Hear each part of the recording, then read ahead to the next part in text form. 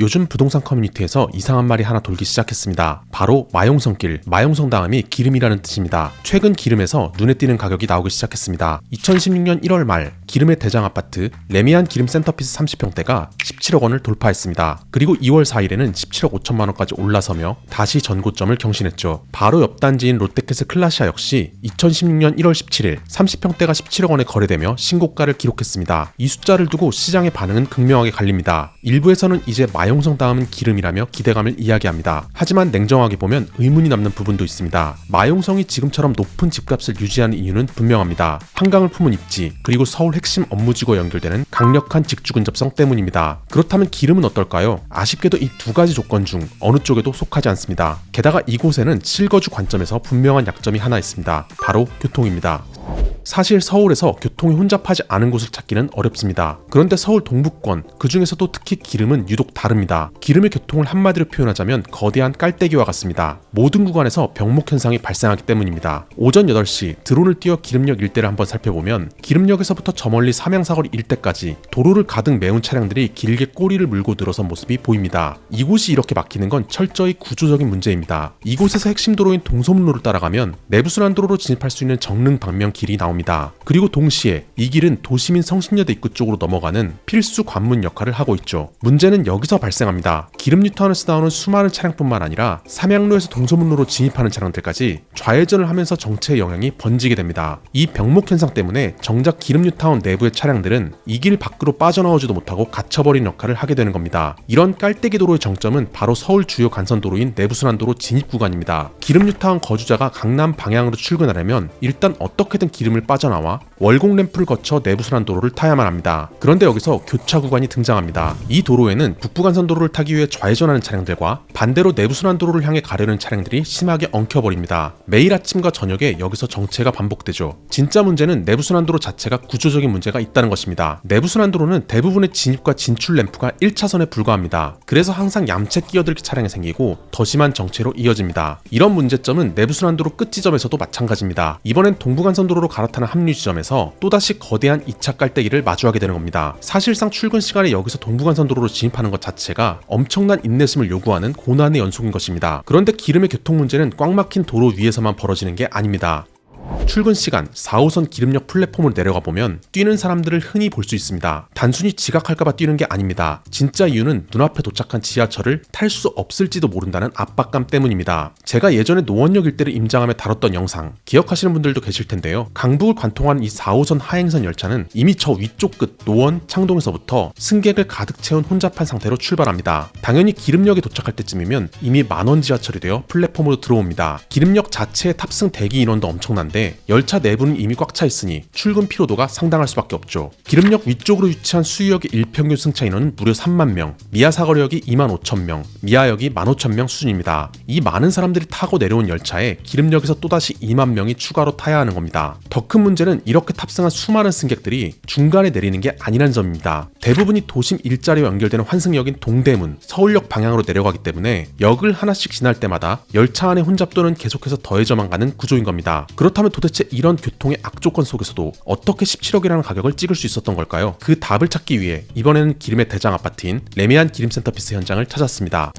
혼잡한 미아사거리역 대로변을 조금만 벗어나 골목 안쪽으로 걸으면 조용한 주거지가 등장합니다. 레미안 센터피스는 기름유타운 내에서도 확고한 고급 주거지로 통합니다. 외부인의 출입을 통제하는 보안 시스템 덕분에 단지 내부는 조용하고 단지 내 상가 역시 잘 활성화돼서 웬만한 생활은 단지 안에서 모두 해결이 가능합니다. 무엇보다 압도적인 건 주변 인프라입니다. 롯데백화점, 현대백화점, 그리고 이마트까지 이 거대한 대형 상업시설 3곳을 걸어서 이용할 수 있는 슬세권의 끝판왕 같은 실거주 환경을 자랑합니다. 여기에 17억을 만든 또 다른 입지적인 장점은 바로 단지 앞에 위치한 명문학군 영훈초중고등학교입니다. 사실 영훈학교는 사립이기 때문에 기름을 산다고 해서 자동으로 배정받을 수 있는 학교는 아닙니다. 하지만 아주 오래전부터 이 일대 부동산 시장에는 유명한 정설이 하나 있었습니다. 영훈초등학교에 아이를 보내는 경제적으로 여유 있는 학부모들이 아이의 통학과 학업 케어를 위해 이 레미안 센터피스를 세컨하우스로 활용한다는 겁니다. 이런 탄탄한 자본력을 갖춘 수요층이 지속적으로 유입되면서 자연스럽게 거주민들의 수준이 높아졌고 동네 자체가 거대한 하이엔드 주거지로 변모하게 된 핵심 원동력이 된 것이죠. 그리고 이 고급 주거지의 벨트는 바로 아래 위치한 롯데캐슬 클라시아가 입주를 마치며 더욱 단단해졌습니다. 롯데캐슬 클라시아는 영훈 학군과는 거리가 조금 있습니다. 하지만 이곳 역시 초역세권 입지에 단지 바로 아래쪽으로 현대백화점에 딱 붙어있는 엄청난 이점을 가지고 있습니다. 이런 탄탄한 현재의 환경에 더해 호재들까지 눈앞에 두고 있습니다. 먼저 미아 사거리를 지나는 동북선 경전철의 개통이 코앞으로 다가왔습니다. 강북의 교통 소외 지역을 지나 동북권 교통 허브인 왕십리역까지 바로 연결되는 노선입니다. 왕십리 접근성이 좋아지는 것은 물론 중계동 학원가까지도 편하게 이동할 수 있는 노선이죠. 하지만 기름에서 가장 큰 변화는 따로 있습니다. 바로 이 일대의 오래된 문제였던 집창촌이 결국 철거됐다는 점입니다. 이 집창촌이 있던 신월곡 1구역 자리에는 앞으로 큰 변화가 예정돼 있습니다. 이곳에는 최고 47층 규모의 주상복합과 상업시설이 들어설 계획이죠. 이런 초역세권 주상복합이 가진 힘은 이미 기름역 바로 앞 기름역 롯데캐슬 트윈골드에서 증명되고 있습니다. 단 2동짜리 주상복합 단지, 하지만 기름역과 단지 지하가 직접 연결된다는 초역세권의 힘 하나로 현재 대장아파트인 센터피스나 클라시아와 맞먹는 시세를 형성하고 있습니다. 이걸 보면 지금 시장에서 신축과 초역세권이라는 조건이 얼마나 강하게 작용하는지 알 수 있습니다. 학군이나 대단지가 아니어도 수요가 붙기 때문입니다. 하지만 신축, 초역세권, 영훈학군이라는 동네 내부의 조건만으로 17억이라는 가격이 온전히 설명되는 건 아닙니다. 최근 정부에서 투기성 1주택자들에게도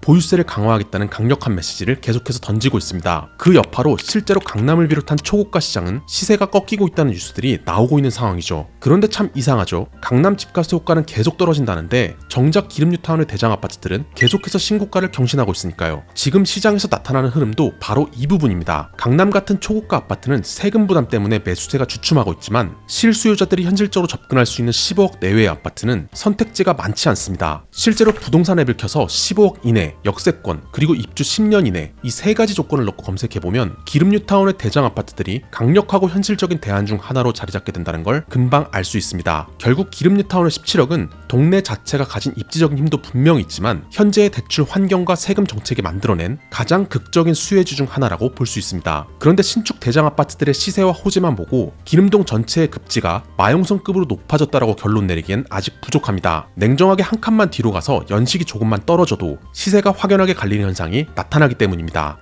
다시 영훈초등학교 앞 일대를 살펴보면 같은 생활권 안에서도 시세 차이가 꽤 크게 벌어진다는 걸 확인할 수 있습니다. 레미안 센터피스와 비슷한 생활권에 있는 미아 송천 센트레빌이나 동부 센트레빌의 30평대는 아직 10억 후반대에 머물러 있습니다. 반면 단지 규모가 더 큰 레미안 기름 6단지는 구축임에도 14억을 향해 가고 있습니다. 교통 접근성이나 연식은 크게 다르지 않지만 가격 차이는 분명하게 드러납니다. 그런데 조금 더 안쪽까지 꼼꼼히 살펴보면 기름의 진짜 특징이 드러납니다. 역에서 멀어지는 비역세권 안쪽 단지들도 시세가 쉽게 무너지지 않는 것입니다. 이걸 설명하는 가장 중요한 키워드는 바로 실제로 배정 가능한 학군입니다. 기름뉴타운에서는 초등학교와 중학교의 학군의 영향력이 꽤 큽니다. 예를 들어 역에서도 멀고 언덕 사이에 자리한 기름뉴타운 5단지 레미안을 보면 미아 초등학교를 바로 앞에 둔 환경 덕분에 30평대 시세가 12억 중반대를 형성하고 있습니다. 세대수도 560으로 상대적으로 작은 규모의 단지인데도 앞서 살펴본 센트레빌보다 시세가 높은 것입니다. 이 일대에서 특히 선호도가 높은 중학교는 기름중학교입니다. 기름중학교의 특목고 자사고 진학률은 30%대, 학업 성취도 역시 전국 25위 순으로 전국 최상위권 학군에 속합니다. 그리고 기름중학교는 기론초등학교와 기름초등학교를 다녀야 배정될 확률이 높아집니다. 그런데 기름중학교 방향으로 직접 걸어 올라가 보면 한 가지를 바로 느낄 수 있습니다. 생각보다 언덕이 정말 가파릅니다. 숨이 찰 정도로 계속 올라가다 보면 자연스럽게 이런 생각이 들게 됩니다. 이 근처에서 집을 산다면 평지 아파트를 사야겠구나. 그래서 같은 학군 안에서도 이 일대에서는 평지 단지의 선호도가 훨씬 더 높게 나타납니다. 그 대표적인 사례가 바로 이편한 세상 기름 4단지입니다. 계속 언덕을 오르다가 2단지 안으로 들어서는 순간 체감이 완전히 달라집니다. 이 일대에서 보기 드문 평지에 가까운 지형이기 때문입니다. 게다가 2단지는 기름초등학교와 기름중학교에 안정적으로 배정된 학군까지 갖추고 있습니다. 그래서 이 일대에서는 시세의 하방을 단단하게 받쳐주는 핵심 단지 역할을 하고 있습니다.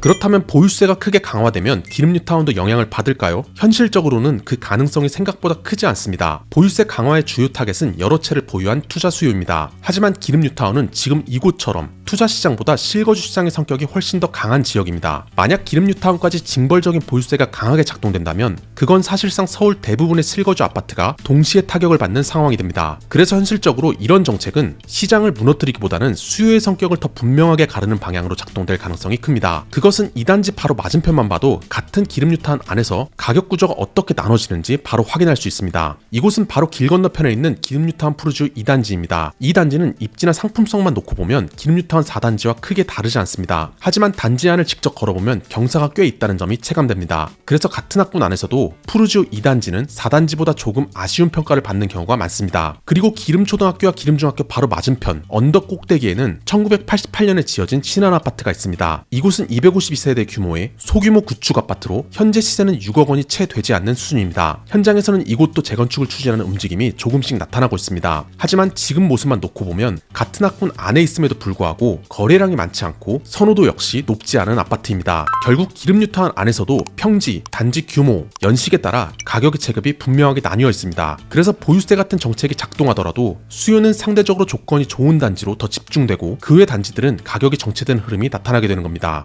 그렇다면 지금 시점에서 기름을 선택하는 판단은 어떨까요? 물론 앞으로 추가적인 규제나 경제 흐름에 따라 부동산 시장은 한동안 긴 침체기를 겪을 수도 있고 반대로 또 다른 상승장을 맞이할 수 있습니다. 당장의 집값 방향을 완벽하게 예측하는 건 누구에게도 쉬운 일이 아닙니다. 그래서 지금 같은 시장에서 중급지에게 더 중요한 질문은 이것일 것입니다. 어디가 더 오르느냐가 아니라 어디가 하방이 더 단단하냐. 시선을 기름 뉴타운 4단지의 맞은편으로 돌려보면 기름의 미래를 바꾼 넓은 재개발 현장이 눈에 들어옵니다. 바로 미아 3구역과 4구역입니다. 이곳은 현재 관리 처분 인가를 받아 철거 작업이 한창 진행 중이죠. 부동산 시장에서 바로 옆에 신축 아파트가 들어서는 건 생각보다 큰 변화입니다. 여기서 높은 분양가로 공급된 아파트가 완판된다면 그 가격을 받아줄 수 있는 수요를 가지고 있다는 것을 증명하게 됩니다. 그리고 그 순간부터 자연스럽게 분양가보다 상대적으로 저렴한 기존 아파트로 수요가 이동하면서 낙수 효과가 나타나게 됩니다. 지금 보이는 미아 3, 4구역에 먼저 분양하면 시세의 기준을 한 단계 올리고 이보다 훨씬 규모가 큰 미아 2구역까지 개발이 이어지게 되면 이 일대의 가격은 또 한 번 상승 압력을 받을 가능성이 있습니다. 이렇게 보면 기름 뉴타운은 학군이라는 안정적인 기반 위에 재개발과 신축 공급이 계속 이어지고 있는 구조라는 걸 알 수 있습니다. 그래서 이곳은 개발이 모두 끝난 채 서서히 늙어가는 구도심과는 다른 지금도 계속 변해가고 있는 도시라고 할 수 있습니다. 그리고 그 기준으로 보면 기름 뉴타운은 여전히 강북에서 실수요자가 현실적으로 고민해볼 만한 매력적인 지역 중 하나입니다.